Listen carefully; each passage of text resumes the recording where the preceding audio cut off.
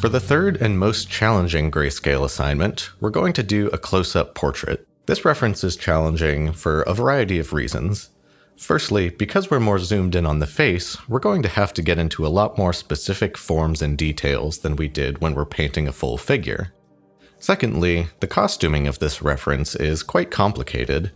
We've got a variety of different materials, different value structures that we'll need to maintain, and a lot of complicated detail like the ruffles in the collar and the frills of the feather. We'll get into all of those as we dig into the painting, but for now we're going to start off, as always, with a simple gesture drawing. I'm using a fairly large brush, just trying to block in my proportions and perspective, focusing more on the large shapes than the details, for example using a simple cylinder to represent the collar, rather than trying to draw all those ruffles right off the bat.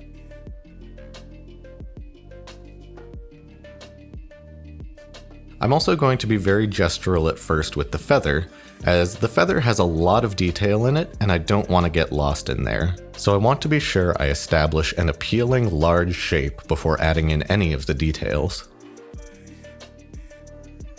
Another great tool we're going to add to our repertoire is the ability to flip our canvas horizontally. Pretty much all digital software can do this, and it's incredibly helpful. When you've been looking at a drawing or a painting for too long, it's easy to get accustomed to the way it looks, and it becomes difficult to spot problems.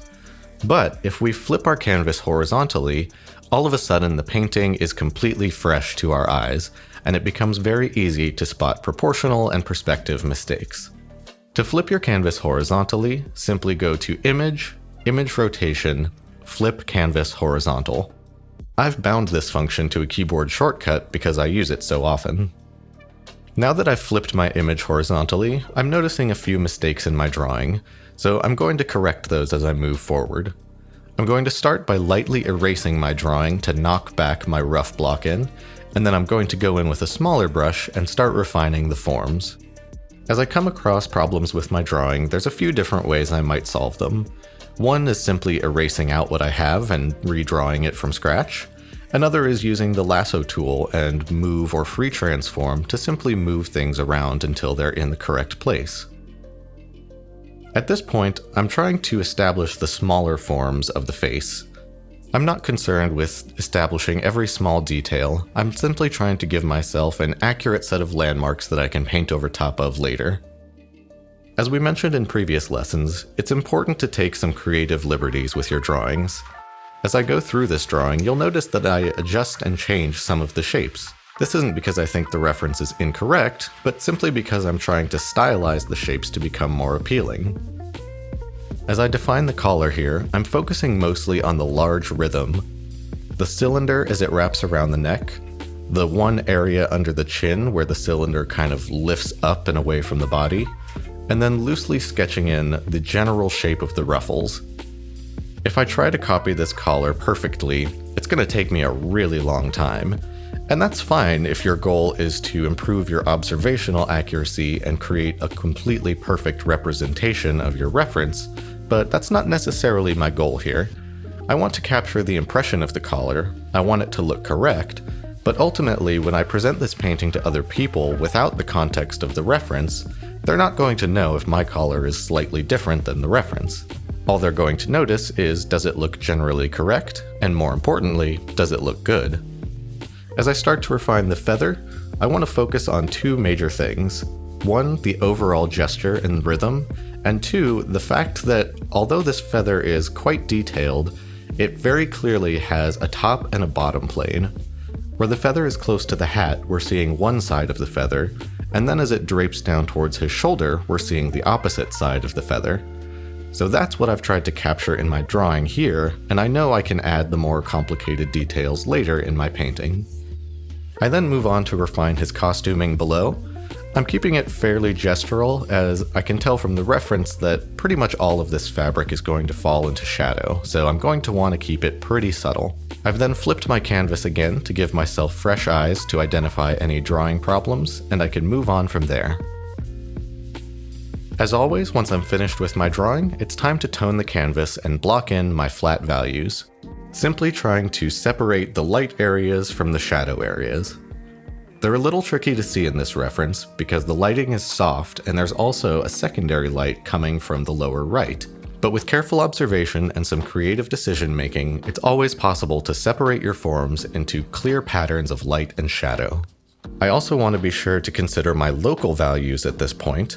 The skin, the collar, and the feather are all lighter values than the hat, the beard, and the clothing. So just like with the second demo, I want to be sure to keep those value ranges separate. I'm only using 2 values for each of these materials, and it's important that the shadows of the skin and the collar don't get as dark as the midtones of the hat, the beard, and the clothing.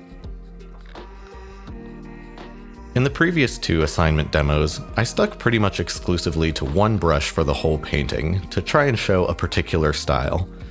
In this case, I want to use a variety of brushes depending on the type of thing I'm trying to paint. Because this portrait has such a variety of textures to it, whether that's the skin, the beard, the ruffles, the feather, or the fabric, I want to do everything I can to make those different materials feel different from each other. A big part of that will be accurately portraying the light and the values, but I can emphasize the feeling of those materials further by using different brushes that feel different from each other. Once I'm happy with my block-in, it's time to dig into the painting. I'm going to start with the portrait, as I find this to be the most important and often most fun place to start. And to paint the portrait, I'm going to be using a bristle brush, which can be found in my Digital Painting Essentials brush kit. This brush has a nice traditional feeling to it, and you can get a lot of nice blending and edge control with it. But one of the most important things about it is, because it's a bristle brush, it leaves these streaks in the direction that you paint with your brush. This is very important for the particular effect that I'm trying to go for here. In the previous lessons, we've talked about being mindful of your brush stroke direction as it pertains to dual-edged brushes, as you can pay attention to the brush direction to get either a hard or a soft edge. In this case, one of the ways I want to make my painting feel realistic and solid is by painting with the forms of the face. If you have solid drawing fundamentals and an understanding of simple 3D forms and how they function in perspective, it becomes pretty easy to do this. Basically what you're trying to do is, anytime you're painting a brush stroke, you're following along with some kind of cross contour that goes over the form.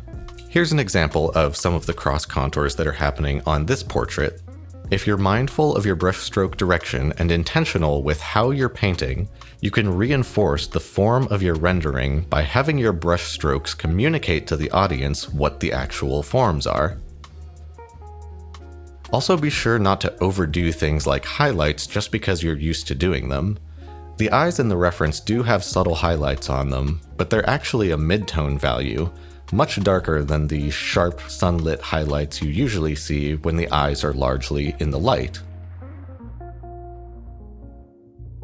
It's also very important with this reference to be observant and paint what you see, not what you know. It would be easy to assume that the eyes and mouth are in the light, because that's how they usually are, but in this case, there's only a small hit of light on the closer eye.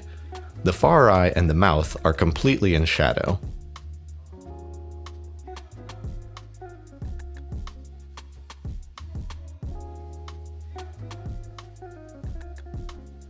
Similarly with the lips, most portrait paintings have the upper lip in shadow and the lower lip in the light.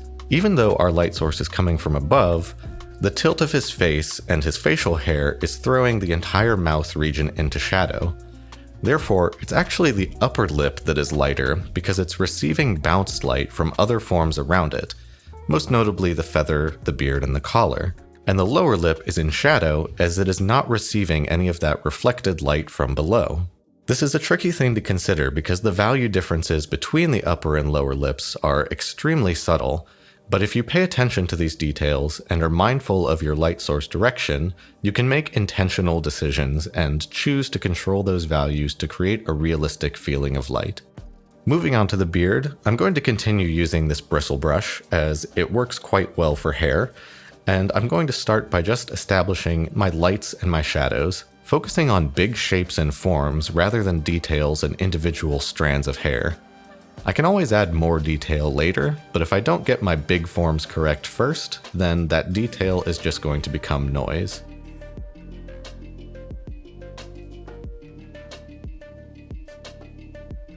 Once I'm happy with the portrait, I'm going to move on to the hat.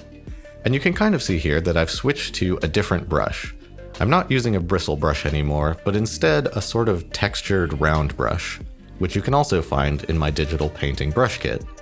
I'm essentially doing all the same things that I was doing with the portrait in this case, but the fact that I'm painting the entire hat with this different brush is going to give the hat a slightly different texture and a slightly different feeling to the way the brush strokes come together to create the forms. This subtle difference in texture between materials can really go a long way to making your paintings feel more interesting, more varied, and also have more convincing textures. When choosing what kind of brush you want to use to paint a particular material, I find it helpful to focus on three main things: the shape of the brush, the texture of the brush, and the edge quality of the brush. If you're trying to paint something gritty and hard-edged, then you're probably going to want a brush that has more texture and a stronger edge. If you're trying to paint something wispy and subtle, then you'll probably want something with a softer edge.